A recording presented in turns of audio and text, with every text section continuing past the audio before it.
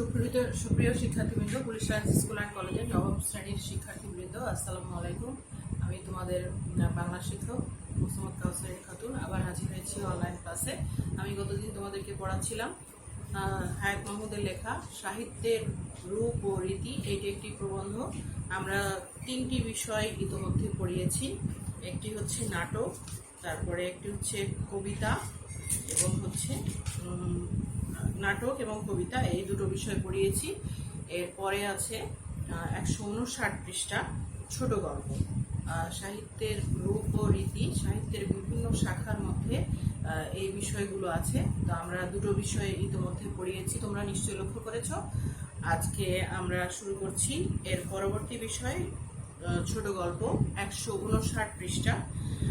রবীন্দ্রনাথ, এবং তোমাদের আমি গতদিন সাহিত্যের ইতিহাস বলেছিলাম এবং যে গদ্যরীতির ধারা ছিল না, এবং রবীন্দ্রনাথ পরিপূর্ণতা দান করেন বাংলা সাহিত্যকে।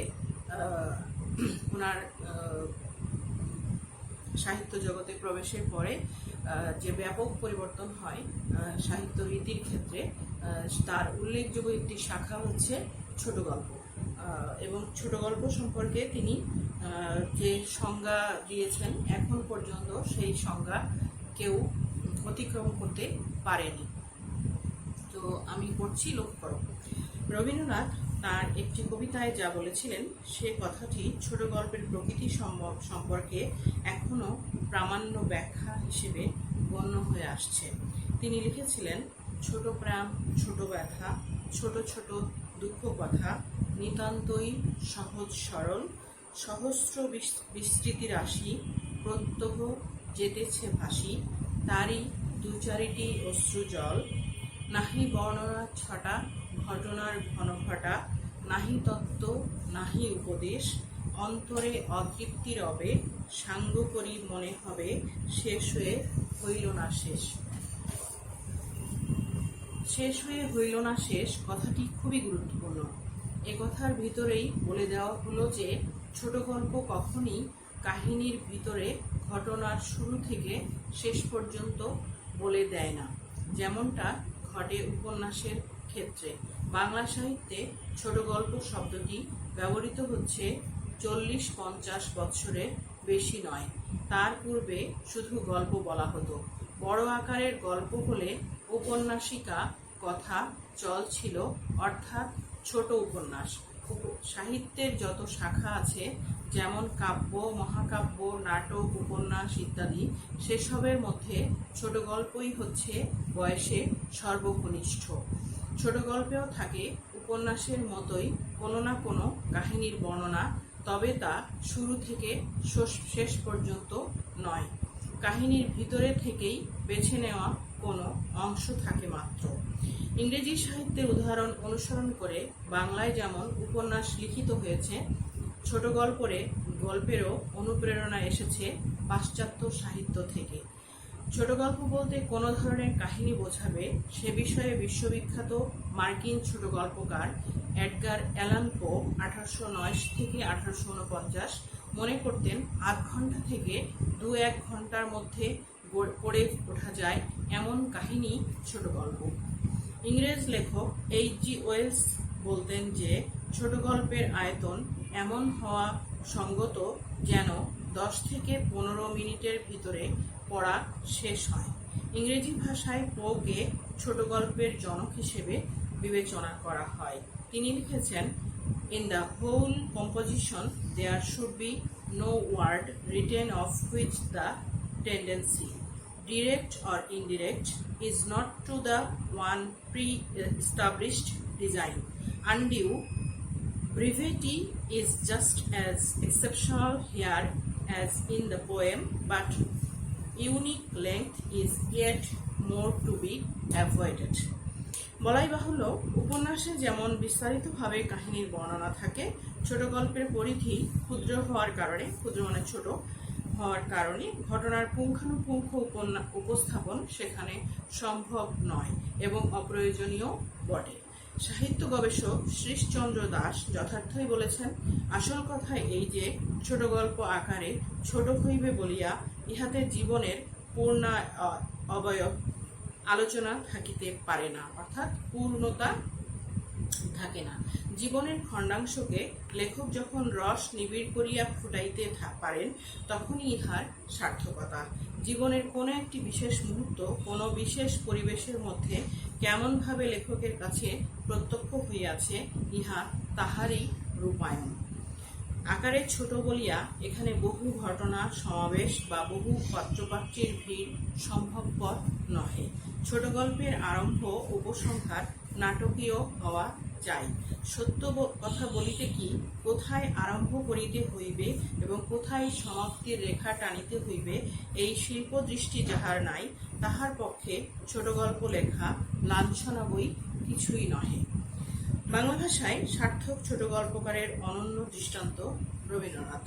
চারিত্রিক বৈশিষ্ট্য অনুসারে ছোট গল্প বহু প্রকার হইতে পারে।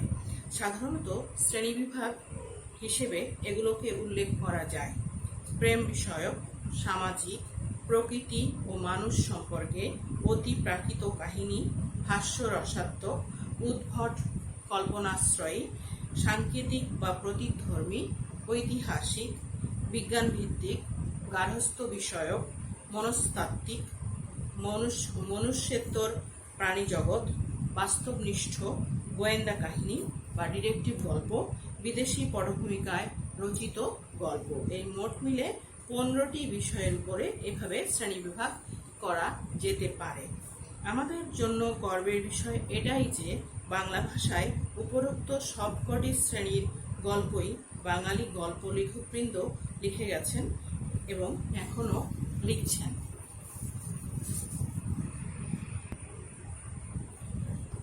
উপন্যাস, এরপরের বিষয় হচ্ছে উপন্যাস। সাহিত্যের শাখা প্রশাখার মধ্যে উপন্যাস অন্যতম। শুধু তাই নয়, পাঠক সমাজে উপন্যাসই সর্বাধিক বহুল পঠিত ও জনপ্রিয়তার শীর্ষে। উপন্যাসে কোনো একটি কাহিনী বর্ণিত হয়ে থাকে এবং কাহিনীটি গদ্যে লিখিত হয়। কিন্তু পূর্বে এমন এক সময় ছিল যখন কাহিনী পদ্যে লেখা হতো। তখন অবশ্য তাকে উপন্যাস বলা হতো না। যেমন বাংলা সাহিত্যের মধ্যযুগে সব ধরনের মঙ্গল কাব্যই ছন্দে রচিত এবং তাতে গল্প বা কাহিনী প্রকাশিত হয়েছে, তবু তাকে উপন্যাস না বলে কাব্যই বলা হতো। যেহেতু কবিতার ন্যায় তা ছন্দে রচিত হয়েছে, উপন্যাস রচিত হয় গদ্য ভাষায়। এই তথ্য অত্যন্ত প্রয়োজনীয়। ছন্দবদ্ধ রচনার অনেক পরে যেহেতু গদ্যের আবির্ভাব, তাই অপেক্ষাকৃত আধুনিক কালেই গদ্যে কাহিনী লেখা হয়েছে, যেমন গল্প বা ছোট গল্প, উপন্যাস, রম্য কাহিনী ইত্যাদি। উপন্যাসের প্রধান উপজীব্য হল প্লট। এই প্লট বা আখ্যান ভাগ তৈরি হয়ে ওঠে গল্প ও তার ভিতরে উপস্থিত বিভিন্ন চরিত্রের সমন্বয়ে। বাংলা ভাষায় প্রথম ও সার্থক ও কালজয়ী এবং অনেকের মতে এখন পর্যন্ত শ্রেষ্ঠ ঔপন্যাসিক বঙ্কিমচন্দ্র চট্টোপাধ্যায়। এই বিষয়গুলো তোমাদেরকে আমি সাহিত্যের ইতিহাস যখন পড়াই তখনই বিস্তারিত বলার চেষ্টা করেছি যে প্রাচীন যুগ বা মধ্যযুগে কোনো রকম সাহিত্যের গদ্য ভাষা ছিল না। প্রাক আধুনিক যুগ থেকে, অর্থাৎ 18 শতকের পর থেকে এবং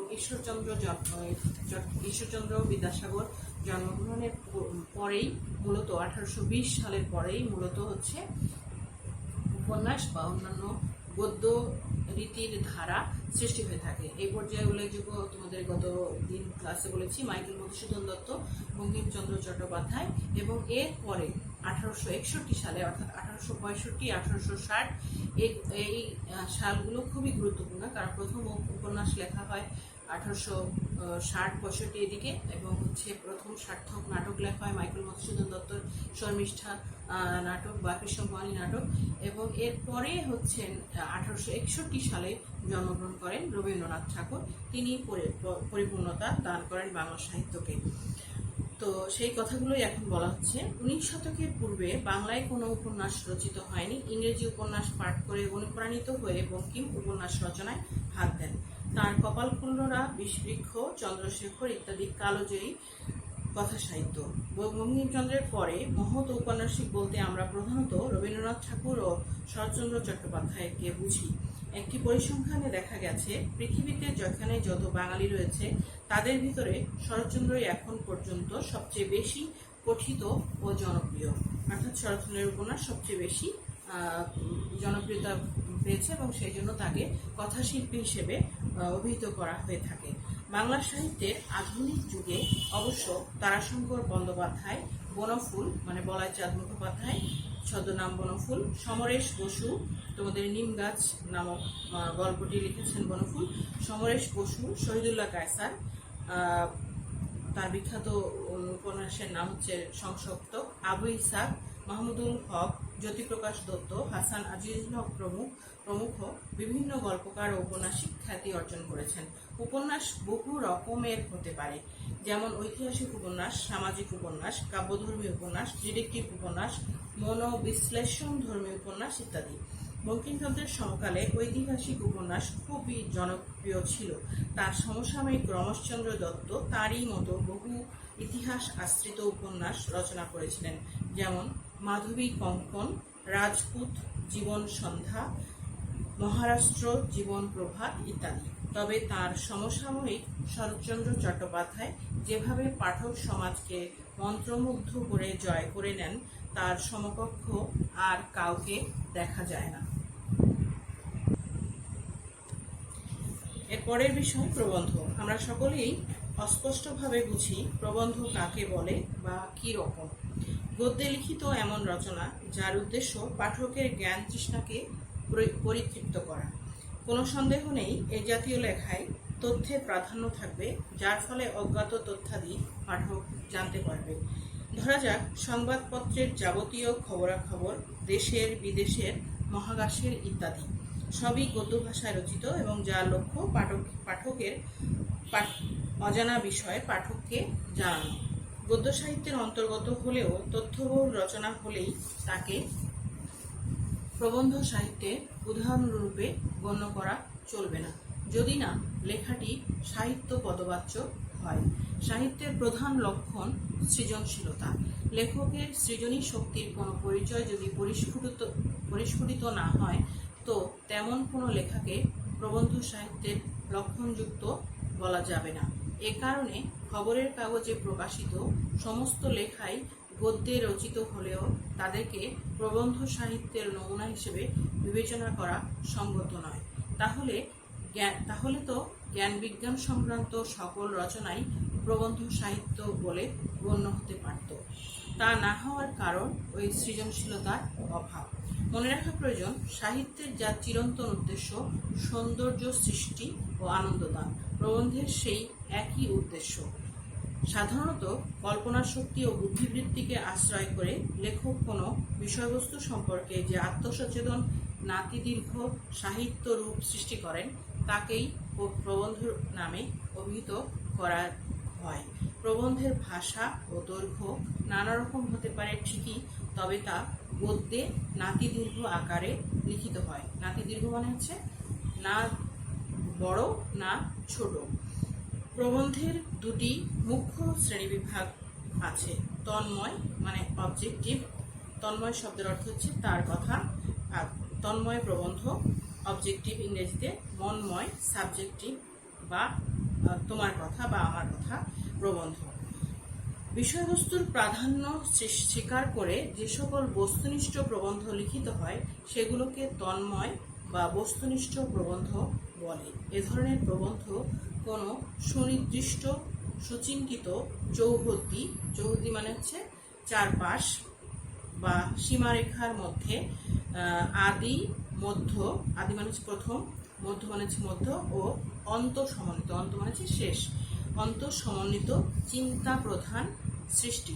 এ জাতীয় রচনায় লেখকের পাণ্ডিত্য, বুদ্ধি ও জ্ঞানের পরিচয়ই মুখ্য হয়ে দেখা দেয়।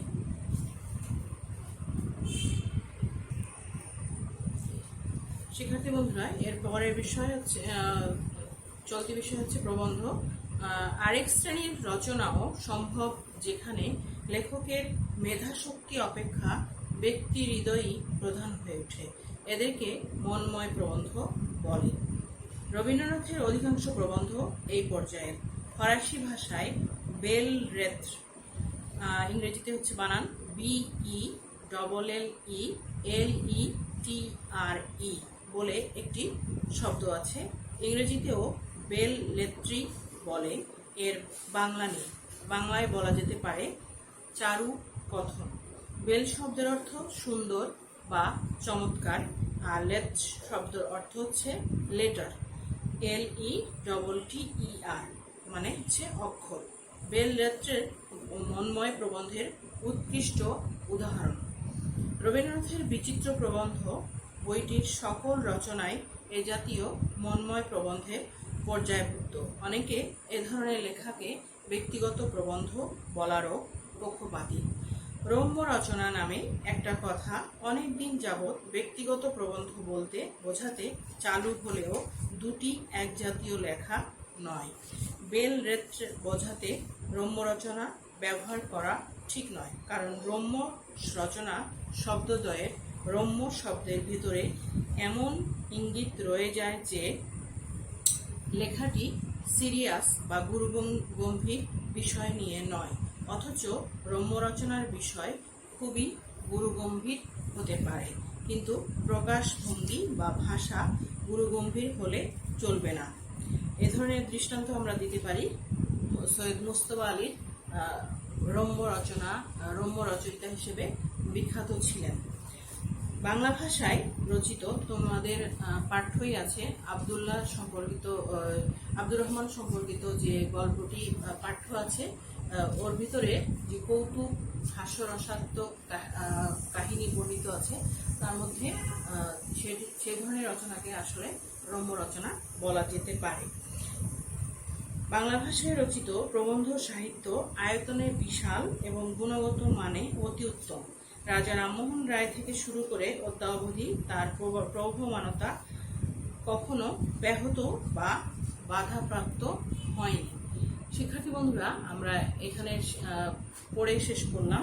এখানে অনেকগুলো বিষয় তোমরা দেখতে পেয়েছো, সাহিত্যের রূপ ও রীতি, সেগুলো বিস্তারিত লেখক বলার চেষ্টা করেছেন। প্রথমে বলেছেন কবিতা সম্পর্কে, তারপরে বলেছেন নাটক সম্পর্কে, তারপরে বলেছেন ছোট গল্প সম্পর্কে, এরপরে বলেছেন উপন্যাস সম্পর্কে, এরপরে সবশেষ বিষয় হচ্ছে প্রবন্ধ সাহিত্য সম্পর্কে বলেছেন। তো আমরা এই প্রবন্ধটি আগে তোমাদেরকে প্রথমে বলেছিলাম যে এই প্রবন্ধটি যথেষ্ট আকারে যথেষ্ট বড় এবং আলোচনার বিষয়বস্তু অনেক দীর্ঘ। তো সুতরাং আমরা হচ্ছে আগামী ক্লাসে শব্দার্থ টিকা এবং প্রশ্ন উত্তর পর্ব আলোচনা করব। সে পর্যন্ত তোমরা